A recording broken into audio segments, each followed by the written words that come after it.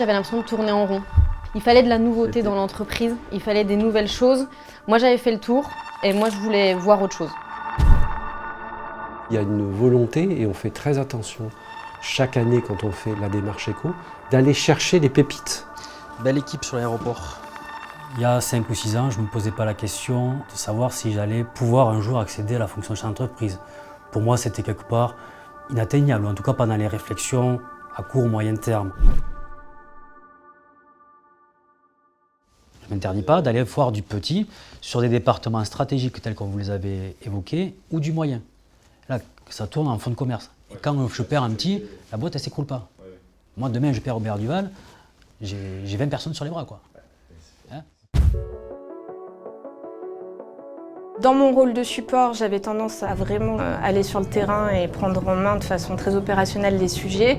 Donc ça s'est fait un peu naturellement par glissement, mais aussi parce que j'en ai parlé avec mon manager. C'est lors des entretiens annuels avec Maïret, les EIM, où effectivement on a pu évoquer le sujet de son envie de devenir un jour chef d'entreprise. Donc comme ça se fait habituellement dans la démarche éco, j'ai pu exposer le cas de Maïret, le profil, en tout cas ce qu'elle voulait faire. Et puis voilà, tout s'est enclenché à partir de là.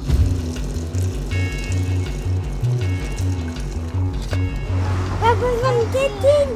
Pas besoin de tétine. Il m'a posé pas mal de questions pour savoir quelles étaient mes envies, mes qualités qui pourraient m'aider dans cette reconversion, ce que j'ai appris, mes compétences, comment on pourrait programmer ça, à quelle date d'échéance, la mobilité. On est go? Il n'était pas si étonné que ça, parce qu'il savait que j'allais pas rester dans une fonction support toute ma vie. C'est pratique de te prendre durant les réunions clients. Il y a eu beaucoup d'échanges avec elle, hein, mais on a tout de suite senti qu'elle était déterminée et qu'on a finalement très vite été rassurés de par sa détermination de vouloir passer dans un poste opérationnel et qu'elle était prête à redescendre et de repartir vers notre voie, disons. Et je me rappelle très bien que lui avoir posé cette question, par SMS je crois, Pascal, tu cherches un chef d'entreprise ou un RAF? Clairement, sous-entendu, je commençais à me positionner. Enchanté, Martin. Nicolas. Benoît, enchanté. Mais là, voilà, j'ai pris toutes les options et est-ce que dans mes équipes des autres entreprises, on pouvait faire un jeu de chaises musicales, changer un peu les chefs d'entreprise aussi? Est-ce qu'un RA était en capacité de passer chef d'entreprise, ce qui est généralement assez courant comme ça? Et puis, petite lumière, tiens, Benoît, pourquoi pas, il connaît bien l'entreprise, il sait manager, il connaît bien les RA, il est crédible, pourquoi pas? Donc le chemin, enfin le début de la réflexion est venu comme ça. Allez, bonne journée Maxime, bye bye.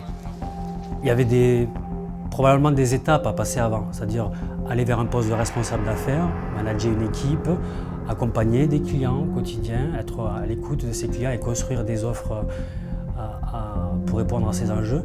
Bon, je suis passé carrément de suite à l'étape supérieure. C'est parce que aussi il y avait une entreprise déjà bien staffée avec des expertises, de très belles personnes, et que moi, je suis devenu rapidement chef d'orchestre de toute cette équipe-là. J'avais pu le voir à l'œuvre sur la partie vraiment management des RA, comment il est challengé sur les résultats et autres. Et donc je savais qu'il avait à la fois le caractère, à la fois la volonté et suffisamment de charisme pour tenir tête aux responsables d'affaires. C'est quoi le fréquentiel là, sur le nettoyage de filtres? C'est tout le trimestre, je pense. Attention à toi, Sébastien. On peut se retrouver en danger. Donc moi, j'aurais mis du balisage, tu vois.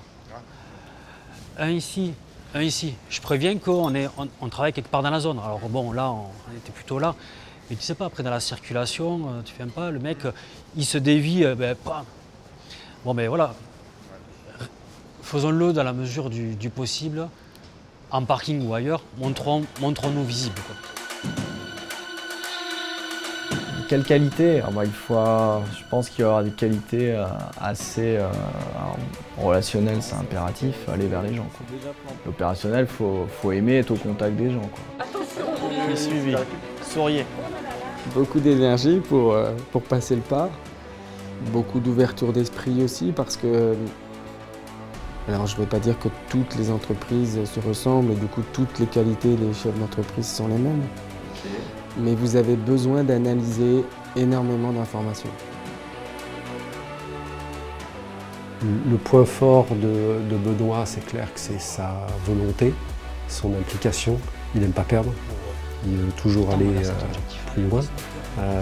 Donc c'est un vrai challenger et avec ça, je pense qu'on remue pas mal des montagnes. Donc ça, je trouvais ça intéressant.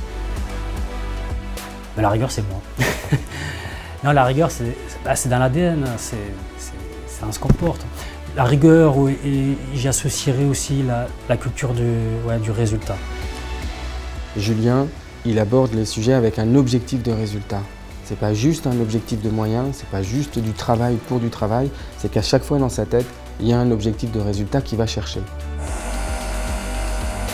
Et encore 10 mm. Oui, il faut avoir l'envie. Et l'envie et la curiosité. Parce qu'aujourd'hui, je pose beaucoup de questions parce que je connais pas tout et je suis loin de tout connaître.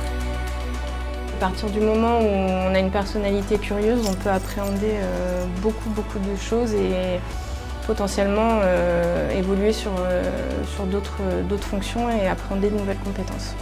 Oui, il faut le suivre, et il faut l'accompagner et le former sur un tas de sujets. C'est clair que Benoît, dans les 5 ans après sa nomination, je pense qu'il se serait ennuyé et il serait parti. Donc c'est aussi une opportunité de passer vers l'opérationnel et à tout niveau. Des techniciens peuvent devenir responsables de contrat, peuvent devenir à leur tour responsables d'affaires. Voilà, il y a beaucoup d'évolutions internes. Allez, à tout à l'heure. Rappelle-moi s'il y a un souci. Et je vois que les contacts commerciaux passent bien, elles gagnent des affaires. Voilà. Et ça lui amène beaucoup. J'ai gagné une confiance en moi. Ça, c'est important. J'ai rencontré des personnes qui m'ont fait confiance, qui m'ont amené à évoluer pour dire ouais, c'est possible. J'espère que ça va donner des idées à d'autres. Si mon parcours permet de faire avancer d'autres personnes, j'en serai ravie. Je pense qu'on peut tous changer de métier.